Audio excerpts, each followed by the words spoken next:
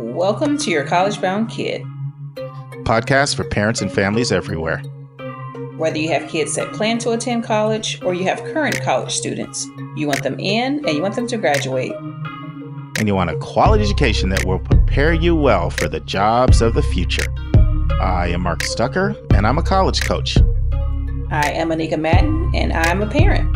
It is Thursday, November 8th, and welcome to episode number 41, Differences Between the New SAT and the Old SAT. In this week's news, free college goes mainstream, and we're in chapter 41 of 171 answers, and Mark is walking us through the differences between the new SAT and the old SAT test. And this week's question is from a mom who wants to know if the majority of spots that Ivy League colleges give out in the early decision round favor athletes. And Mark wraps it up with Brennan Bernard in the final part of the 20 common mistakes parents make in the admissions process. Friends, Anika and I want to share an email with you that was particularly inspiring and just made us want to work all that much harder for you. So thank you, Melissa in New York. So here's what she said. I'm a relatively new listener to your College Bound Kid podcast, and I'm so grateful to have found both of you. I have a long drive to and from work and have happily listened to all of your episodes in the past few weeks. I am eager to hop in the car and turn on the podcast, and I've even taken the long way to work to listen a little bit longer.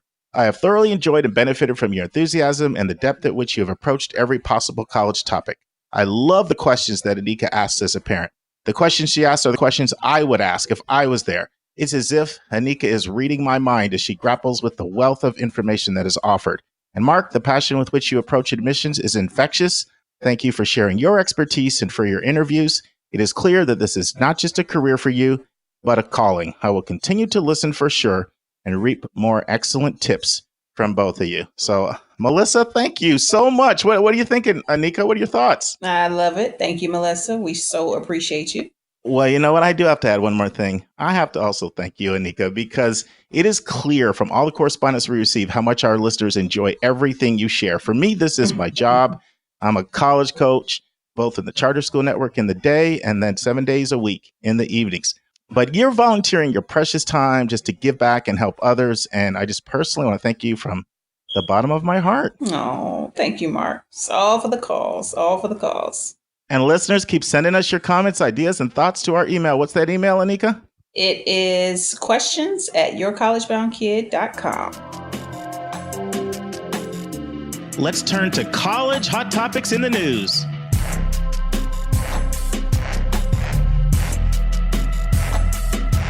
All right, Mark, our article this week is entitled, Free College Goes Mainstream. And this is by Mr. Andrew, is it Kreighbaum, Mark? We're getting these names these past few weeks. You're gonna start to think that we intentionally pick articles with hard names just to like see if I can trick you out. Well, you have. So, Andrew, I'm hopeful.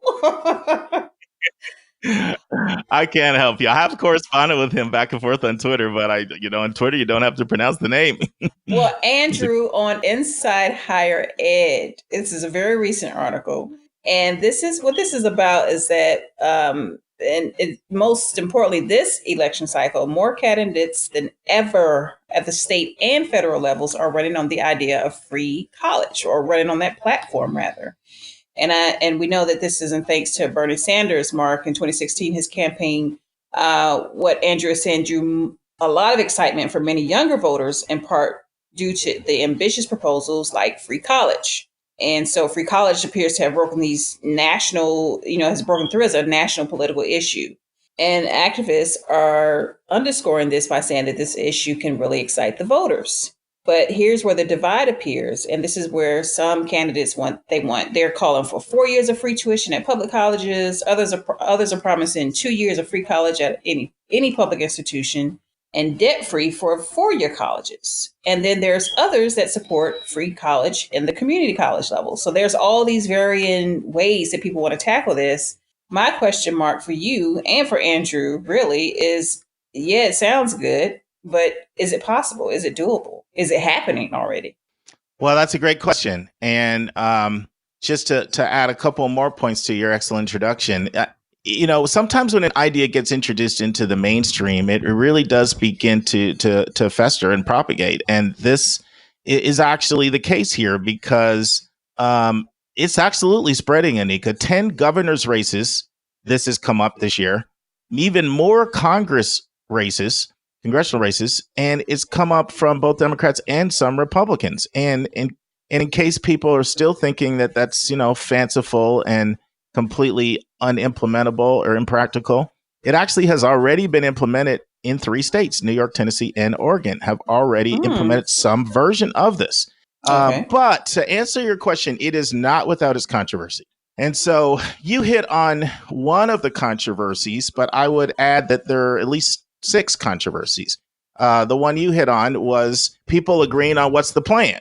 Like, are we talking 2 years, which you mentioned, 4 years? Is it public school only? Is it tuition only? Or is it the full cost of attendance? So disputes over that. Another is pushback because this is socialism and we're turning our country into a socialistic nation. So there's been a lot of rejection over that. But this happens in other countries, in European countries. So this is definitely something that can happen. A third controversy, though, this is a big one. How are we going to pay for it, right? I mean, this is not cheap. How are we going to pay for it? So if you look at the Sanders proposal, Bernie Sanders, that's going to cost $47 billion, which is not an insignificant amount of money. Now, the country does what it commits to do where the political will is there. You look at things we spend money for, but is there the political will to invest that type of capital? And then Senator Brian Schatz, a Hawaiian Democrat, he has a different proposal from Sanders. And the article talks about this, and his proposal would actually cost $84 billion, almost double Sanders' proposal, because Sanders' proposal was a tuition-free option, where Brian Schatz's proposal was what we call a full cost of attendance option. And do you remember, Anika, the difference between full cost of attendance and tuition only? Yeah, tuition is just that, like the tuition fees, where it's not talked about room and board, you're not talking about meal plans, you're not talking about books and, all the extra stuff. Exactly. So full cost is literally that, the comprehensive cost of tuition. Well, and not only that, full cost is every penny you spend to go to college. So you've got your billable costs, 4 billable costs, tuition, room, board, student fees, and then 3 non-billable costs, meaning books and supplies, transportation, and personal miscellaneous.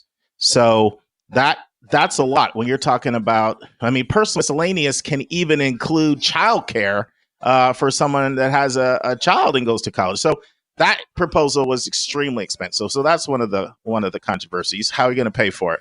Another one of the controversies is what we call first dollar versus last dollar money. And this has really, really become controversial.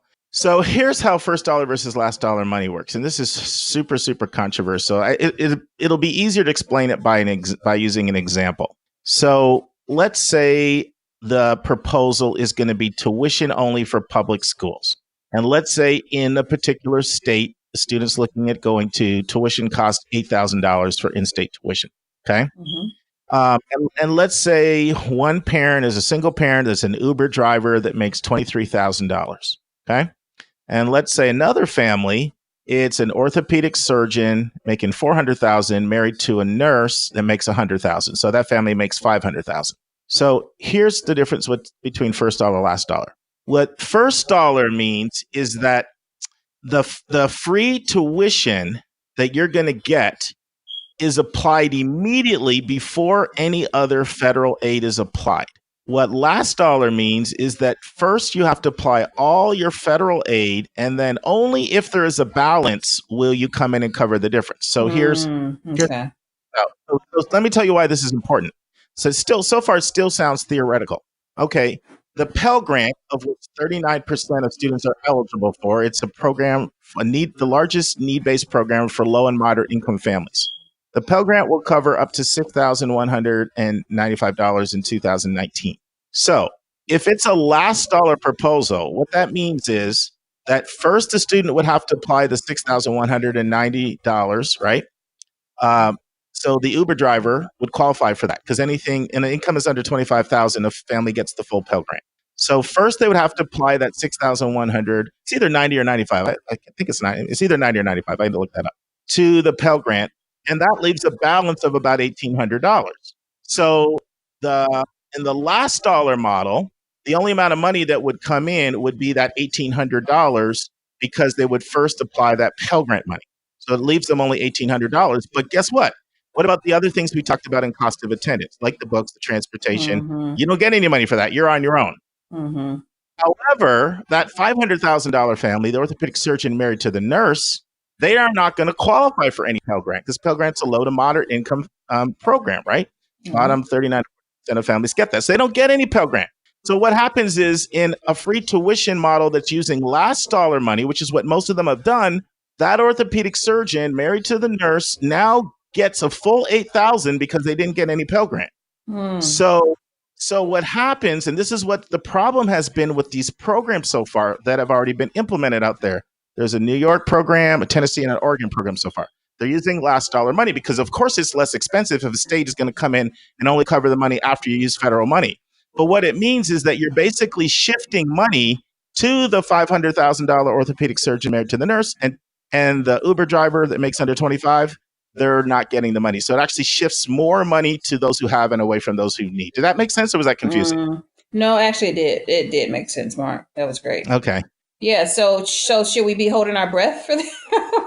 At the end of the day, should we be holding our breath for this happening in our states or what's going on? I think it's going to happen because for you to go from a proposal in 2016 to 10 governors and multiple congressmen in 3 states already doing it. There's always kinks to be worked out in these things, right?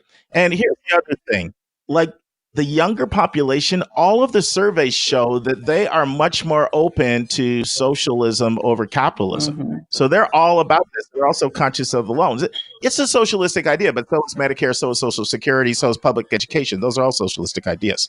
But the young people want this. So I actually think this will happen, Anika, but I think it's probably, in my only guess, this is only my conjecture and surmising. I think we're probably 10 to 15 years away.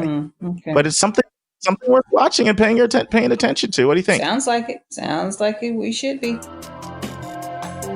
Now it's time for our step-by-step walkthrough of the college admissions process.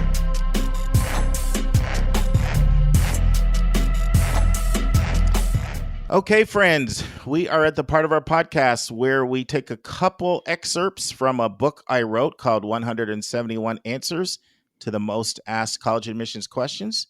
And we're going all the way through that book. So for those of you who are listening for the first time, you know we are definitely with you for 171 weeks in a row because that's our commitment for sure. And we're in week 41. And we have quite a few episodes in a row where we're talking about test scores. That's because we're in a section 3 of the book, which actually has 65 chapters that deal with how do you get in the schools on your list. And because there's a lot of test prep questions or test score questions that students and parents have, we're trying to tackle them for you here today. So our subject today has to do with how the new SAT, which is more technically called the redesigned SAT, which came out in March of 2016, how it differs from the old SAT. And by old SAT, I'm not talking about the one we took as parents, because in 2005, the SAT had a massive overhaul, which was seen as the new SAT, and it went from 1,600 to 2,400 points. But then 11 years later, it had another huge overhaul. So I'm talking about the one, if you've had an older sibling, they probably took what we're calling the old SAT, the one from 05 to 16. Anika, what were your thoughts?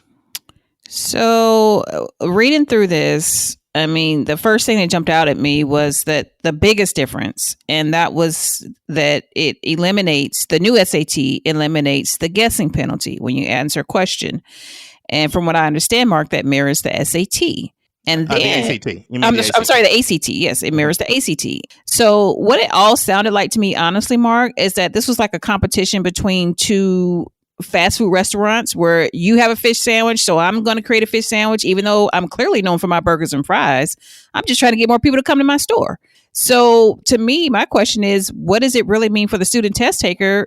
Is it much? Or so my question is it just all about competition, or is there any benefit to the actual student, the test taker themselves? Like, what's really going on? I didn't understand why outside of competition purposes. That's what I got from all of it. Okay. Well, the motive is competition.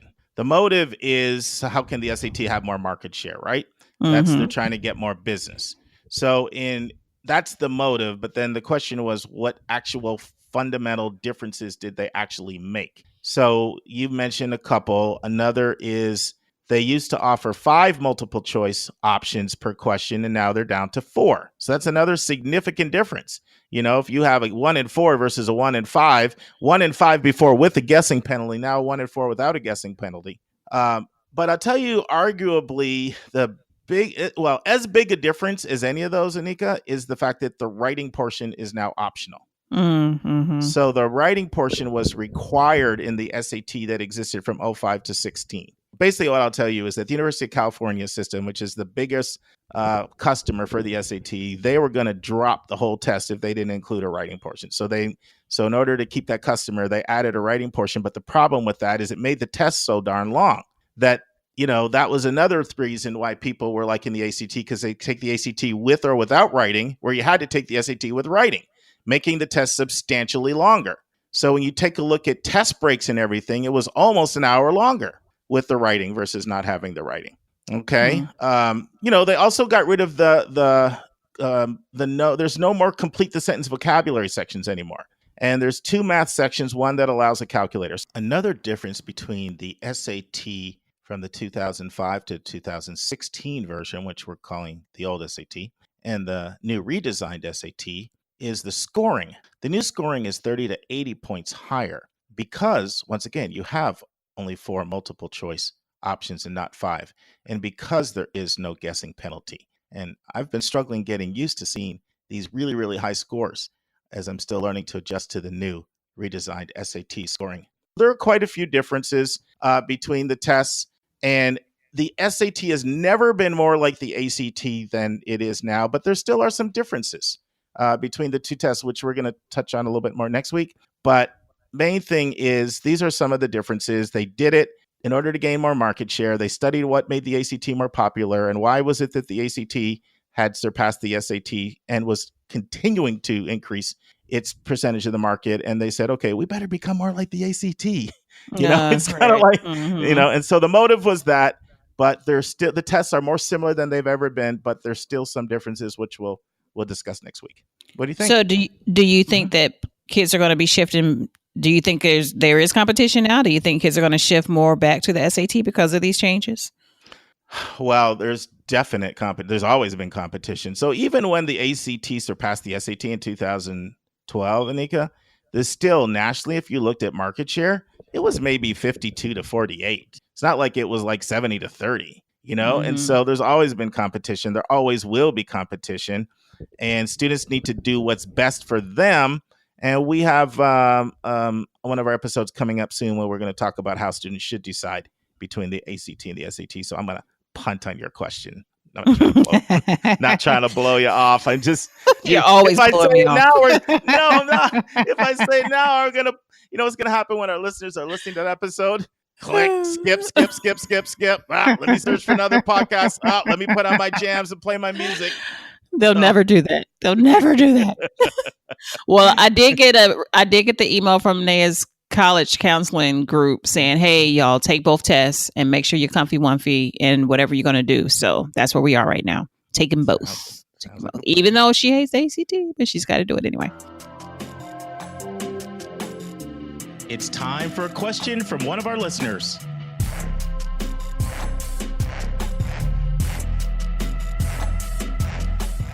All right, Mark, our question is coming from Miss Melissa in New York.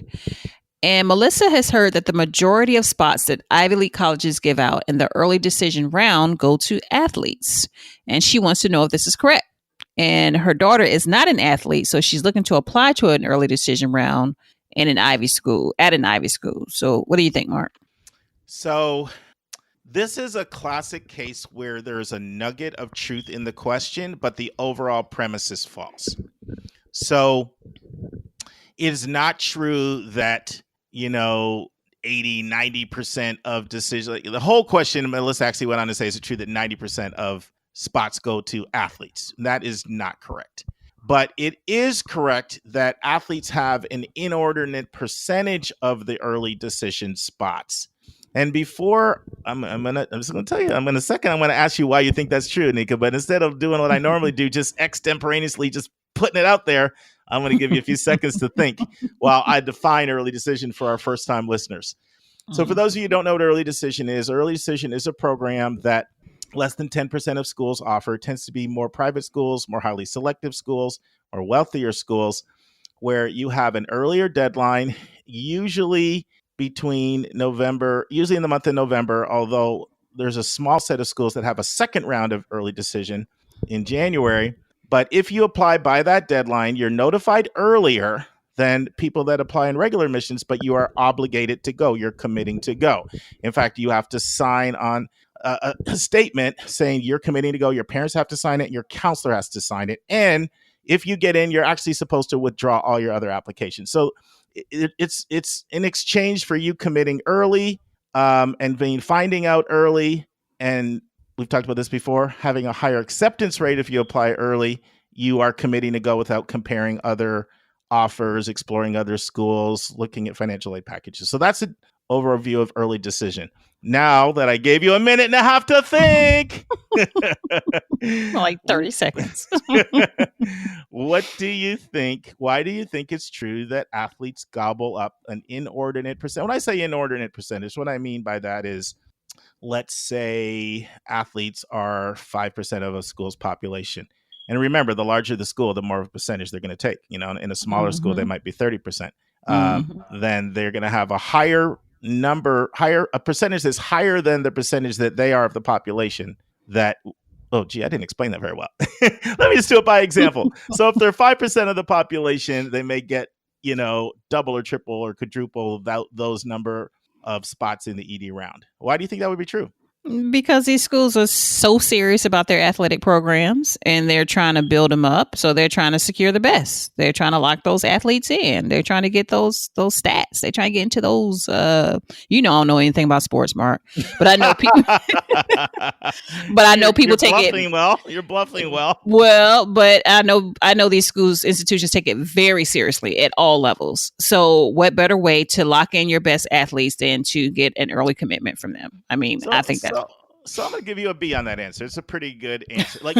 No, the truth of the matter, it is because athletes matter, athletics matter. Athletics are important to schools, to alumni, to school spirit, to esprit de corps, to all of that stuff, right? So that's also true. So that is, in essence, that is like the nub of the answer. So you did get it right. But the other thing I will add to what I would have given you an A is to talk about the pressure coaches are under. So think about it. Coaches are fired if they don't win. So they have to win, which means in order to win, they know they need talent. In order to get talent, they've got to lock people in. They can't run the risk of waiting until the spring and maybe you don't even have anybody no linebacker, no quarterback, no wide receiver, no two guard, no center. It's just too risky to wait until the spring to try to get your talent. And if you fail to get talent, then the coach gets fired. So for people who are really interested in this, I want to give you a couple articles you might want to read. One's called Racing One Another. Athletes Are Driven to Early Decision. This was back in 2005, a New York Times article. So this is not a new phenomenon. That's 13 years ago. And another really good article, it's called Worth the Rush, The Race to Early Acceptance at Elite Schools. And that's an article done by Student Voices. And I want to read a couple stats from the last article, Anika. It says Yale, for example, recruits about 180 athletes a year, the vast majority through early acceptance.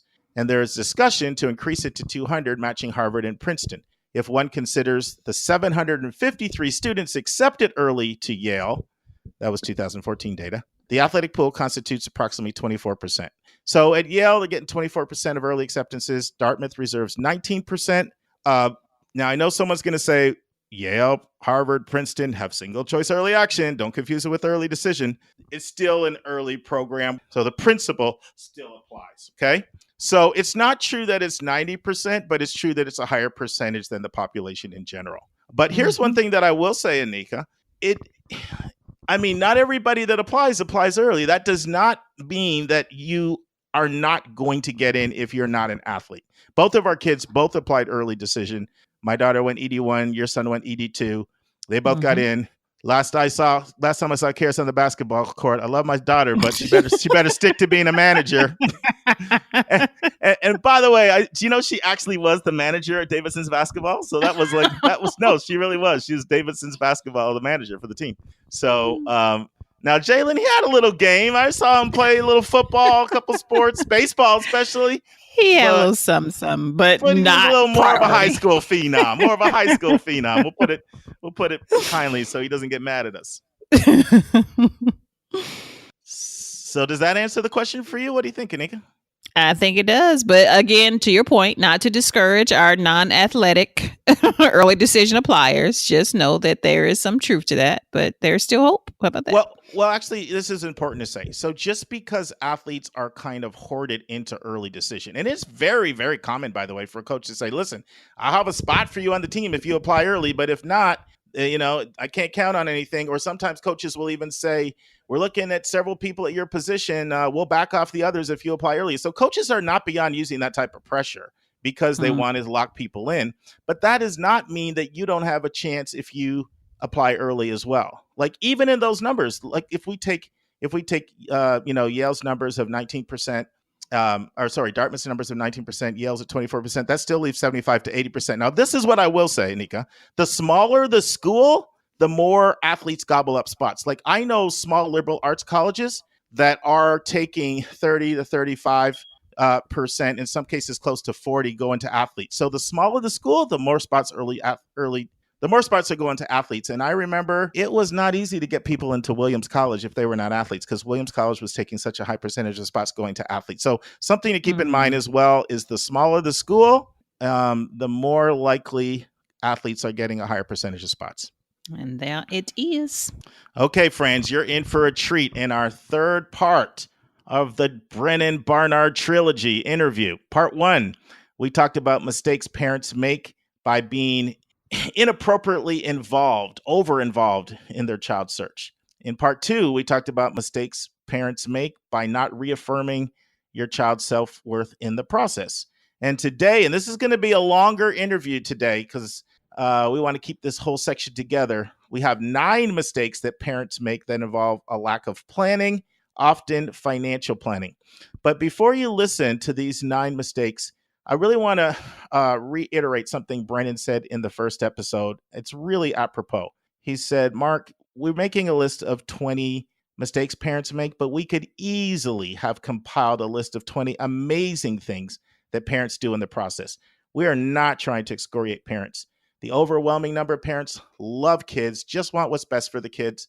And that's why you listen to your College Bound podcast. But we know there's nothing like mistakes to grab your attention. So listen and enjoy. And now, this week's interview with a special guest.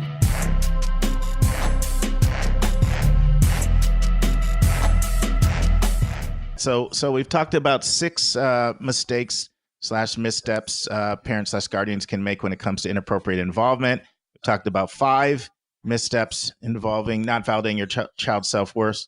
We're going to transition to our third and final subtopic. We've got 9 of these, and these mistakes would all be in the area of either finances or planning. So the first one, Brennan, is not saving early for college through a 529 or other vehicle. Anything you want to share about that? Yeah, I mean, so when the month my son was born, back in 2004, I heard a radio program where they had a financial advisor on.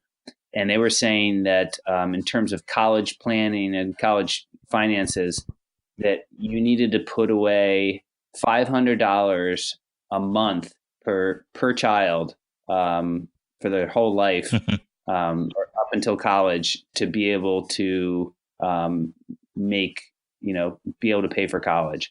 And that was just, here I am about to have a son or have a child, and I heard that, and I was thinking, oh my gosh, I'm doomed.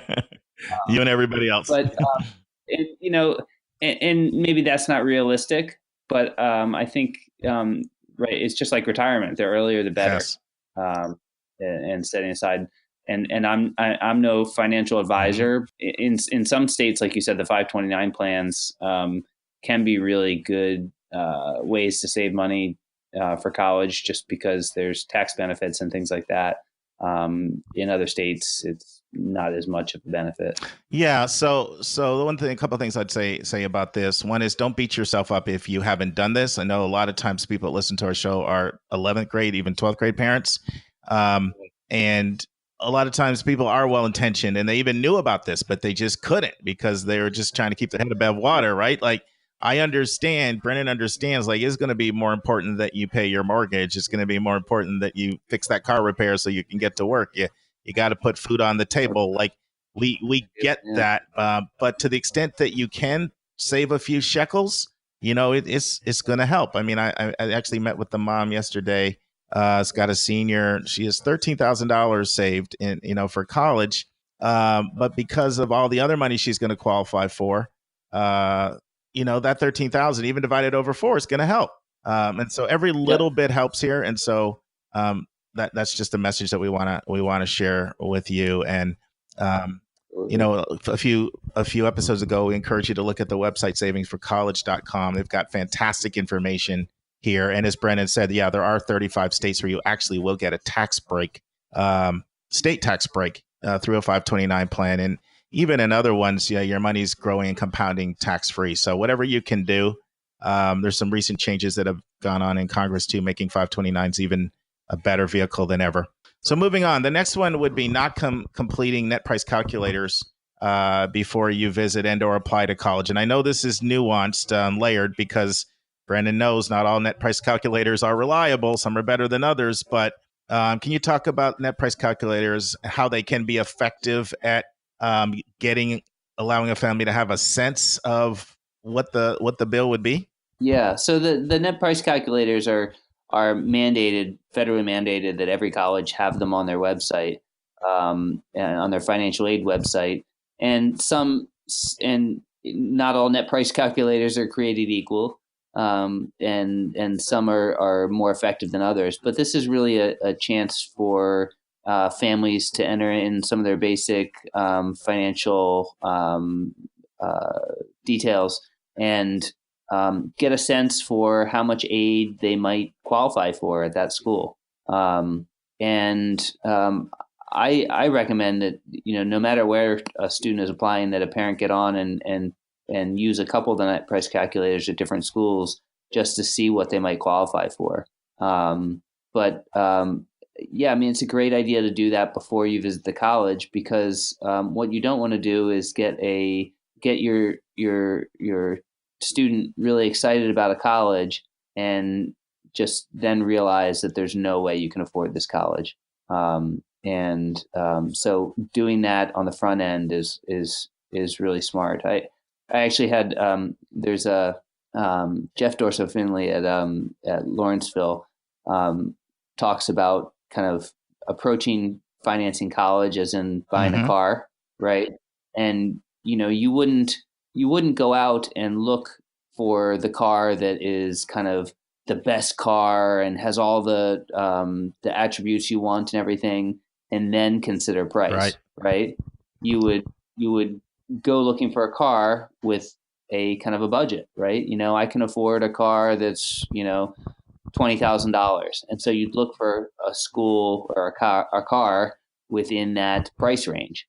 And so you need to do the same thing with a college, right? You need to understand how much you're going to be able to afford and how much a school will be able to offer you, and then search. And I would even go one step further than that, Brennan, because if you look at, for most families, their home and college are usually the two biggest investments.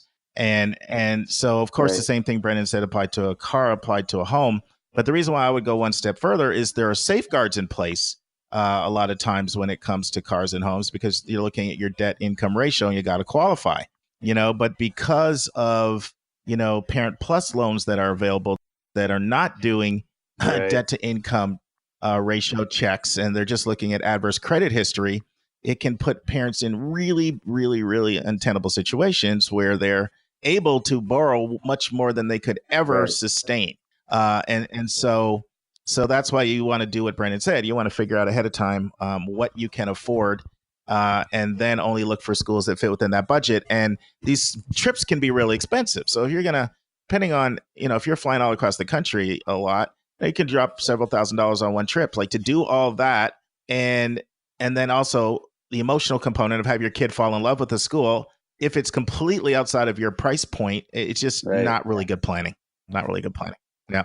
So the third one is not following close instructions on the financial aid forms. So here we're talking about FAFSA, CSS profile, any other institutional form, anything you want to comment on this one, Brennan? I mean, it can be complicated, and you really, colleges are for the most part really good about outlining specifically on their financial aid websites what forms are due and when they're due, and but just not paying attention to that can really disadvantage the student when they get admitted, and then all of a sudden they aren't offered a financial aid package, and that's because they missed a form, the parents missed a form, or they didn't enter something in right, and all of a sudden there's no financial aid left, and they really get stuck.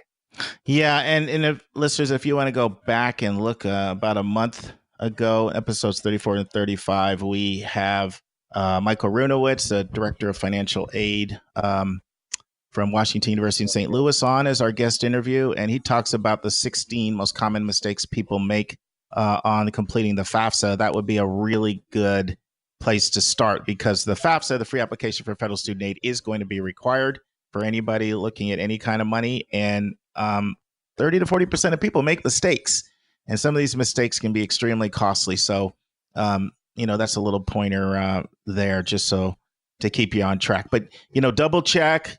There's a lot we could go into on this, but it's not something to rush through these forms, because one little mistake in your whole financial picture can change. Yeah. You want to go? No, I was just going to say, and start ahead of time. Awesome. Great. Yeah. So our fourth point in this financial planning era section is visiting colleges that are a long way away from where you live before you do any research on your own. What do you want to say about this one? You alluded to it a little before that,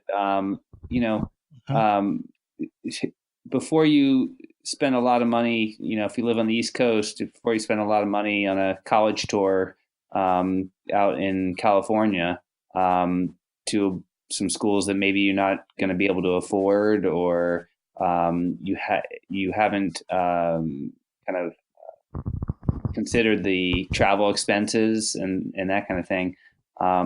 That's not a great way to approach things. That's like you said, these tours, these college visits can be really expensive, hotels and rental cars and airfare.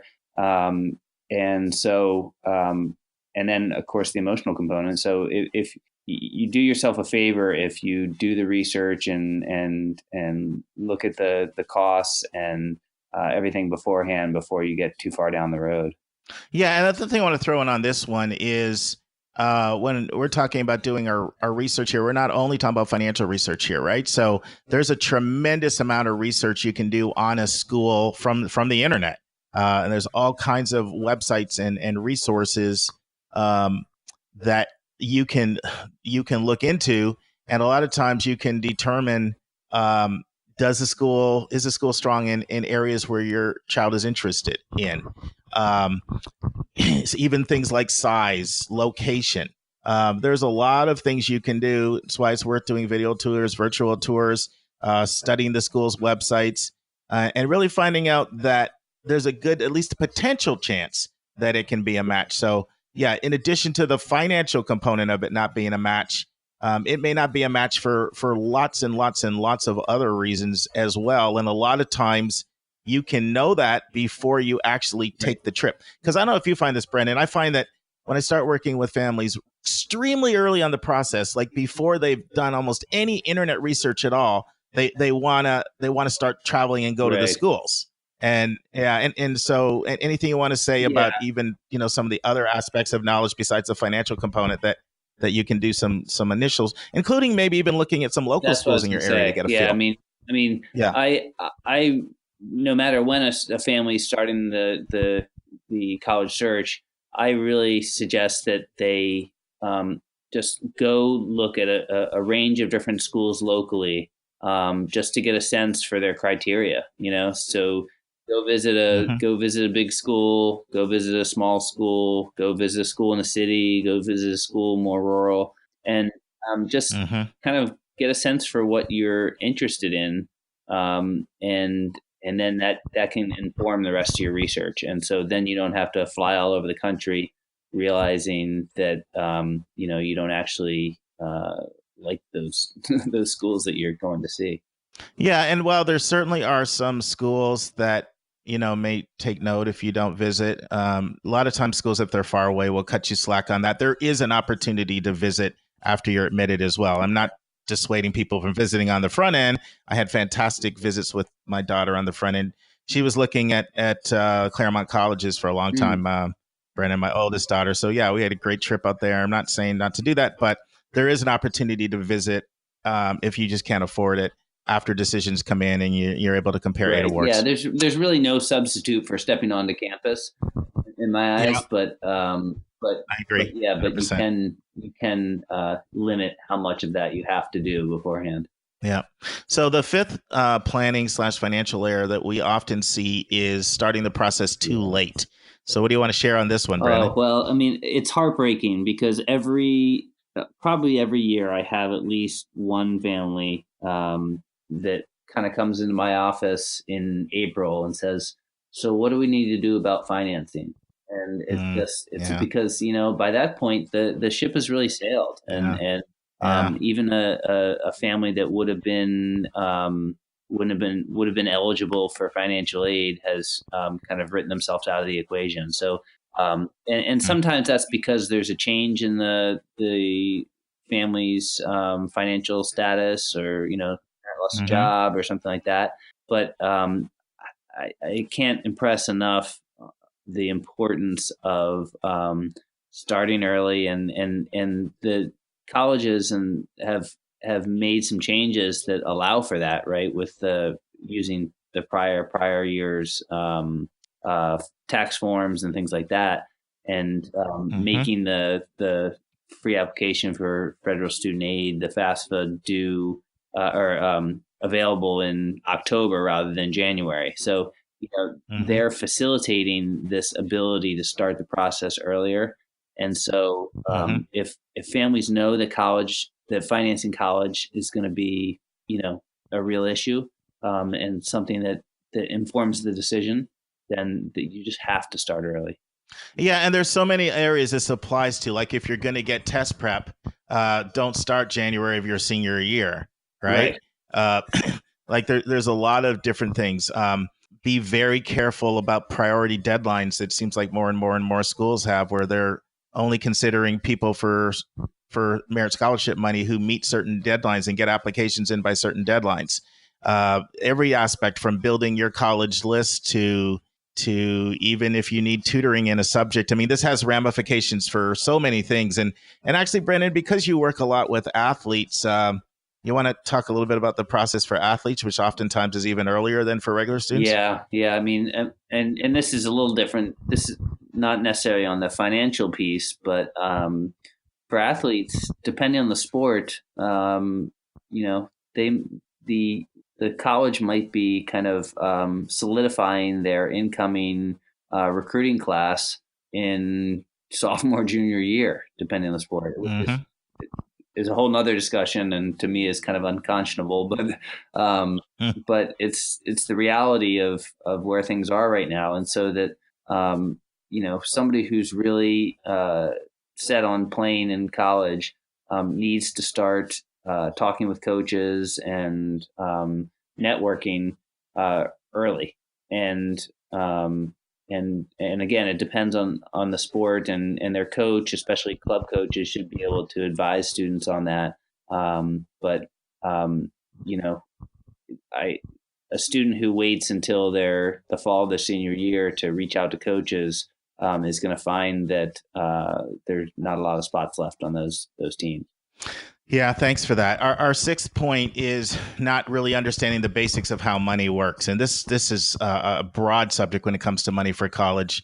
Examples could include things like understanding the difference between billable and non-billable expenses, understanding differences between grants and scholarships and loans, understanding how to interpret and read an aid award, understanding how some colleges are very generous with their need-based aid. Other schools do what we call gap or leave a large amount of unmet need. Just understanding kind of how the money, understanding what cost of attendance is and what it includes.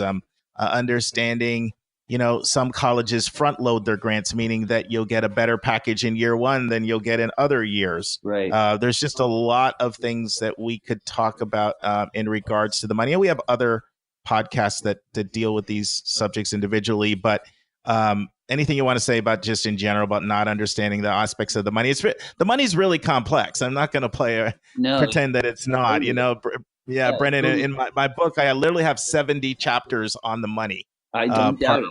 I don't doubt it. And I mean, I guess what I would just say is don't be too proud to ask. Right? Don't.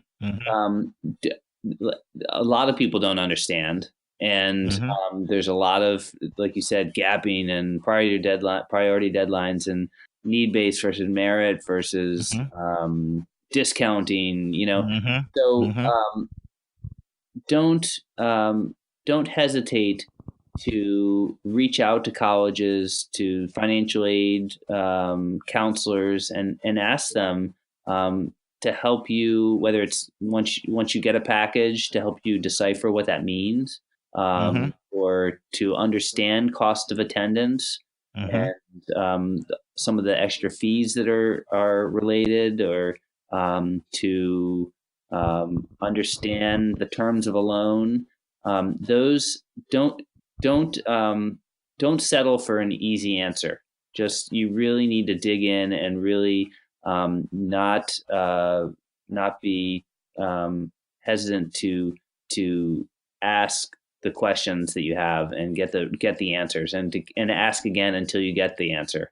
And I recommend that no matter where a student is in the college application experience, they find a financial aid officer at one of the schools they're applying to that they really connect with. Yeah. And lean on that person, because they are educators too, and they're there to support you. And so connecting with somebody like that and being able to email them or call them and ask questions, either for a parent or for a student, I think is just invaluable. Yeah, I definitely think that's great advice. I hope you parents caught that for your, for your child's school that they eventually end up at. You should know someone, unless you're full pay and money's not an issue, but if you're getting any aid at all, make sure you build relationships, not just with the admission office, but also with the financial aid office. The other thing I would say is, feel free to send any question you have, if you don't know someone, just to questions@yourcollegeboundkid.com. And if it's not something that I know, I have 3 extremely experienced people, as knowledgeable as anyone in the country, that I'll reach out to and get an answer for you. And we'll do an entire segment on your question if you send it in. Because the money, we could talk a little bit about the stress side of the money for parents. This is a real stressful situation, isn't it, Brennan? Because parents know that they love their kid and they want to give their kid the absolute best, and they're looking at these costs of attendance and they're like, I don't have 70 grand and I don't have it for 4 years, and it's after tax money, and guess what, my child wants to go to med school or grad school, and guess what, I have 2 or 3 more coming behind them. Like, I'm doomed. And It's like extremely stressful, and everybody sort of wants to give their child something they never had, or at least the same opportunities they had. So we feel the pain and we feel the stress. But this is such an area with planning. You'd be surprised at the opportunities and resources that are available for you. Well, yeah, and I would just add, when you talk about merit money and non-need-based aid, I think that's a really, even the families that don't necessarily show that they will qualify for aid or need aid. A lot of times, those are the families that kind of get stuck in the middle, and they can technically afford college, according to all the federal forms and things like that, but it's going to be a really significant hit to their finances. Yeah. And And so, there are schools that do offer a significant amount of merit money, and if that's going to be an issue, those are schools that you need to look for at the beginning, and ask your counselor about which schools are going to do that to try to attract students using financial scholarships, because to get to the end of the process and hear that so and so's child just got offered $15,000 a year of non-need based aid. Why doesn't my kid get offered that? It could be because you're not applying to the right schools. Right, which reinforces our other point about planning early, right? Let's take a break to learn about Mark's recommended resource for the week.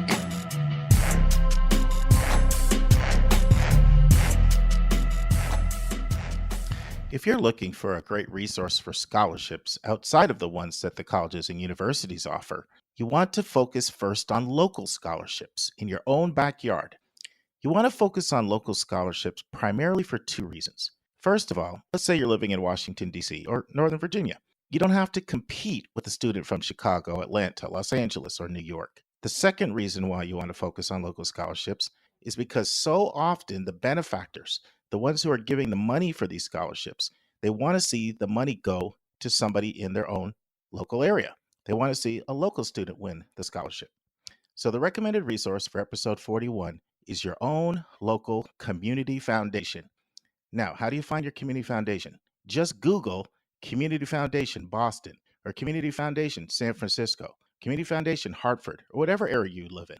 Community foundations, what they do is they bring together business leaders and educational leaders, political leaders, philanthropists, and nonprofit organizations. The goal is to use their giving to improve and strengthen their local communities. And oftentimes, one of the main focuses of their giving are scholarships to college students. They are a fantastic source to find outside scholarships. Because as counselors, when we know that, and also I would say, another point that we could bring up would be to be transparent with us about your financial picture too. So, you don't want to keep that from us. Maybe you're ashamed of you haven't saved or your income or, something like that. But we can only help you when we have information, right. To add to that. Great. So the seventh point in this sort of planning for college / finances, not all financial points, but a lot of them are, is not talking about money with your child in advance and not discussing what you actually can afford and not discussing what portion of the college process you expect your child to pay versus what you can pay. Anything you want to share about this, Brennan? Yeah, I mean, this can potentially be another one of those wedges that we were talking about, and it can be. I think sometimes families don't talk that openly about money, and I understand that, but if there is ever a need to do it, it's in the college admission experience. I mean, they need to students need to have a sense for what the family can and can't afford.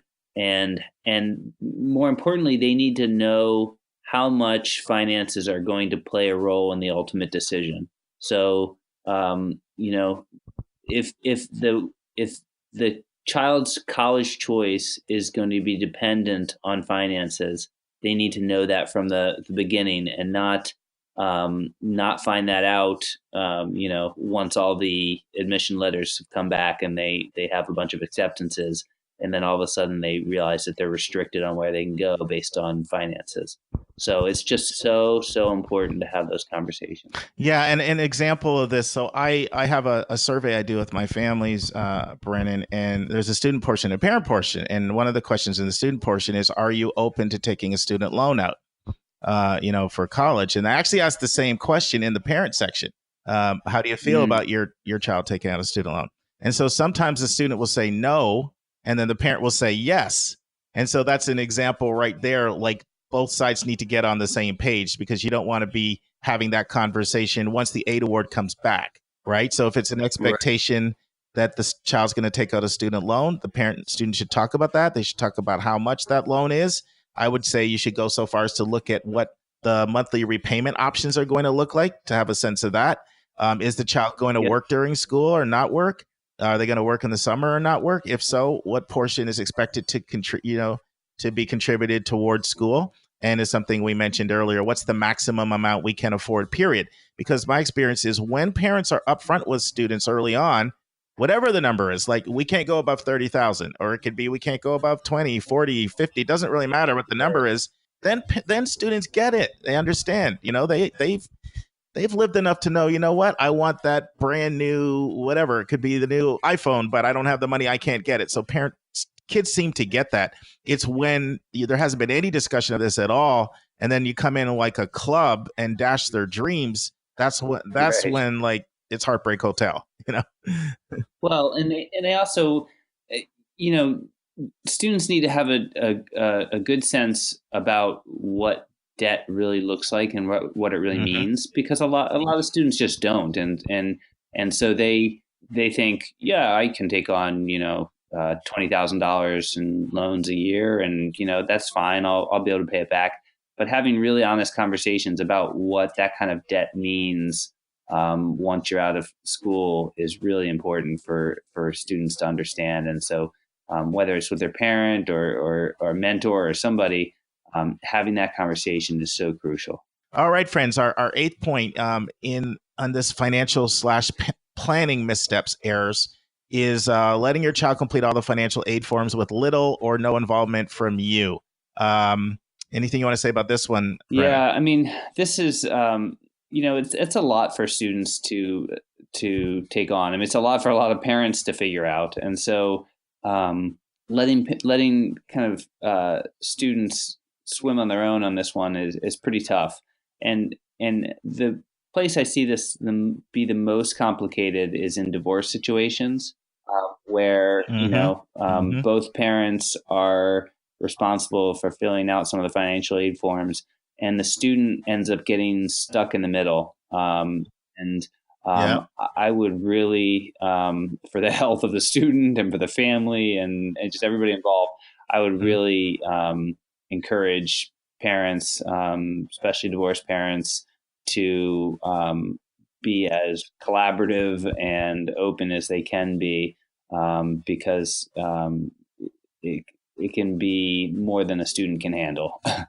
Yeah, it really can get difficult and complex with divorce situations, because if let's say a parent is taking a Parent Plus loan out, who's taking it out? Believe it or not, non-custodial parents can actually take that out. But if one parent says they're going to pay and then they don't pay, and then it's left on the other parent. So it's a lot more complicated. It involves clear communication. Another time I see this too, Brennan, is just because the FAFSA is in the student's name, I see parents just letting the child do the whole thing on their own. And even that it does require the parent to have a pen and technically to have a signature at the end, I see some parents just deferring to the student to do all that. And while it's in the student's name, you're asking financial information about the parent's tax returns and W-2s. And so it's so fraught with errors when the parent is not involved in this component, because most of the questions that are going to be asked are going to be things that parents are going to have a lot more experience with. And it's generally their tax returns that a lot of the items are. And so I recommend student and parent do them together and look those over, because I've just seen so many students attempt to do it on their own and make mistakes even in non-divorce situations. And again, I mean, I worked with a first generation college student this last year who her parents didn't speak any English and were having trouble figuring out some of the forms and just weren't well versed in the financial aid spectrum, and so I was helping her fill out some of the forms, and it's complicated, and so again, I would, even in filling out the forms, if you have questions, contact a college or a lot of states. I know New Hampshire has College Goal Sunday. They do College Goal Sunday. Do they do College Goal Sunday? Is that what you're going to say? It's the New Hampshire Higher Education Assistance Foundation, and they have a college planning arm of the organization. And so they have free counseling for anybody in the state that wants to meet with a financial aid counselor to help fill out the form. Nice. So, and many states do have those kind of organizations. And so tapping into some of those is really helpful. And for the FAFSA in particular, I really find that there's some great free resources there. Like even the website itself has excellent hint and tip boxes that explain complicated things. And you can always call 1-800-4FED-AID, 1-800 the number 4-FED-AID. And they have really long hours. And unlike a lot of bureaucracies, I find I'm not on hold that often because sometimes I'll call them myself if I have a complex question, and so keep in mind, don't guess it, don't wing it. There are free resources out there, at your disposal. So our last point in this planning area, it's not a financial planning area, but it is an important planning area, and it has to do with your course planning and how the courses that you take can impact the college options you have. What do you want to say about this one, Brennan? I would just say, I recommend to all students to kind of sit down at the beginning of high school and kind of map out where they want to be by the end of high school. And sometimes that's tough because they don't know, and their interests are going to change depending on courses they take. But I think it's especially if there's certain requirements that you have to fulfill for graduation for your school, like if there's a PE credit or, sometimes some arts credits or creative arts credits or things like that a student will need to have done.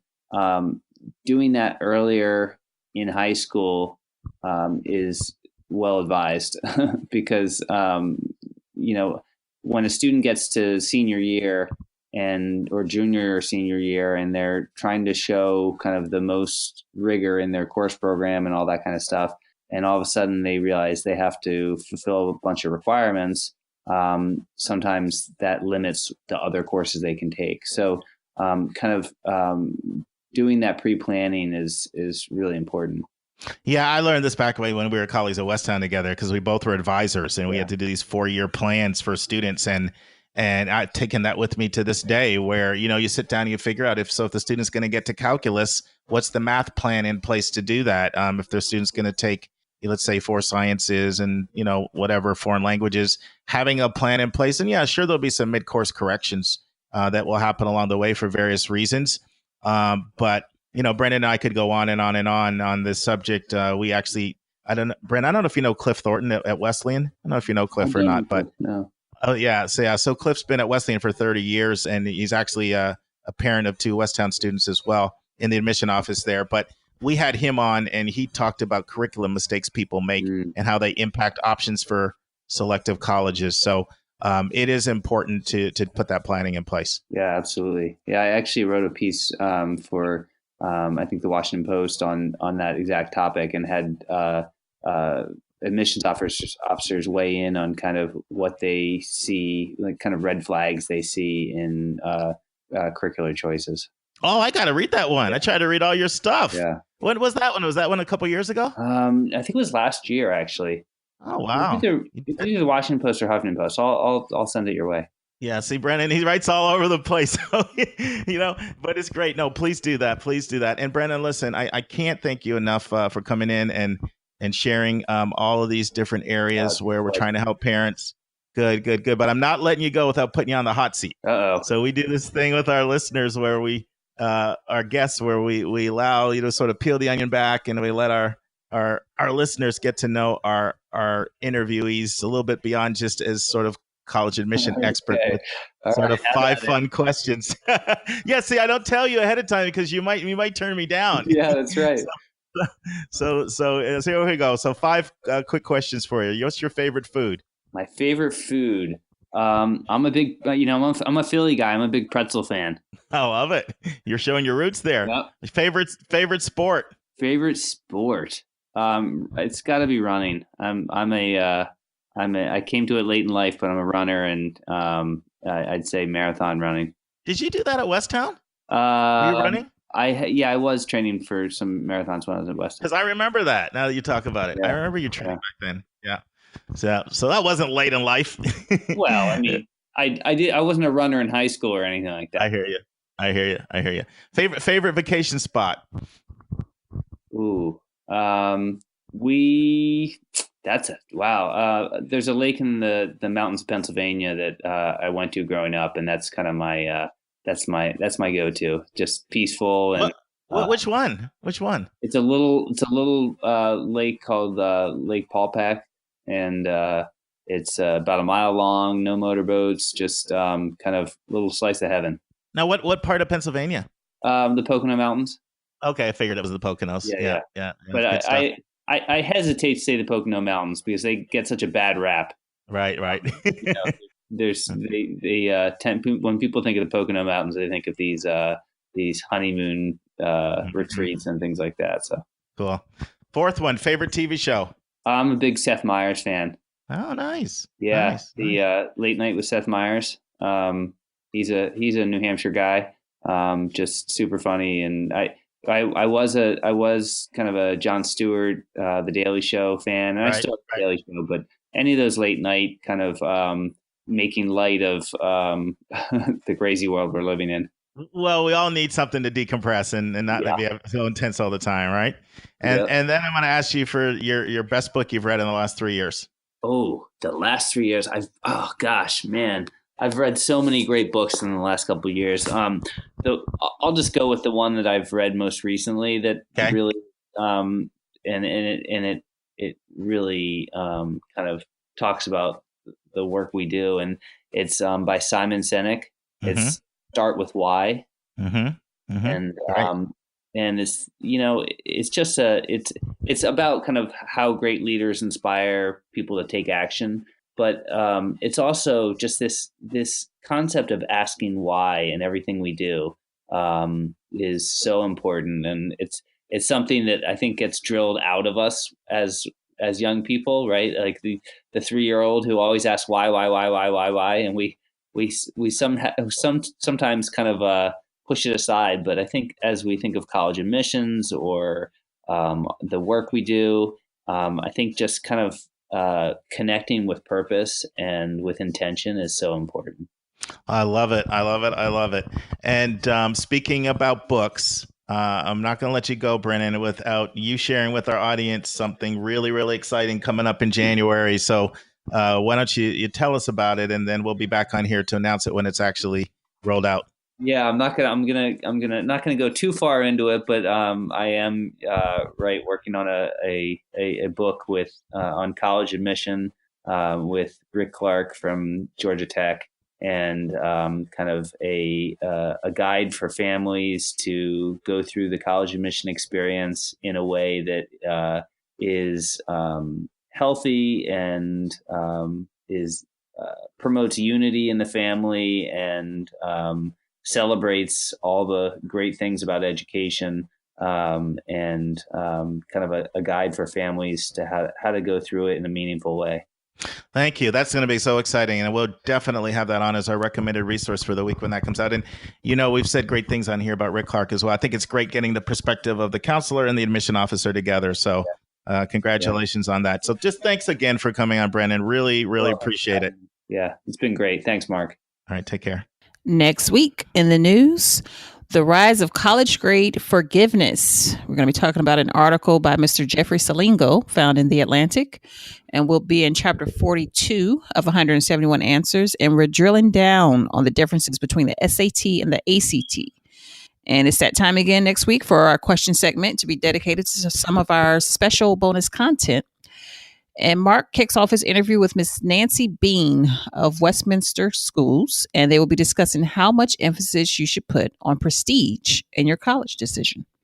And listeners, I just want to go back. So those of you who listened to episode 29, we talked about the things that admissions officers say are very different than what students and parents hear. And we just touched on a few of those things, but we're going to continue that conversation next week in our bonus section and talk about a few more things that admission officers say and parents hear or students hear, because you know what? That's been our most listened to episode so far. So we're going back to let you have some more. And that's our show. A big thank you to you, our listeners, for tuning in this week.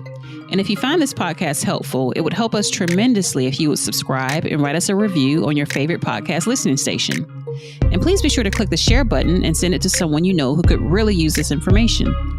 The amazing music that you hear is by Victor Allen Weeks. Artwork is by Andrea Togo. Marketing designs are by Kimberly Blass. And Your College Bound Kid is produced by Esteban Sartho. If you want to get a copy of the book, 171 Answers to the Most Asked College Admissions Questions, you can go right to 171answers.com.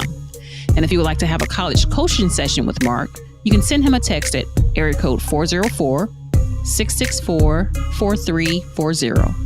And if you have a question or a few questions that you would like for us to answer on each show, please email us at questions@yourcollegeboundkid.com. That's questions@yourcollegeboundkid.com.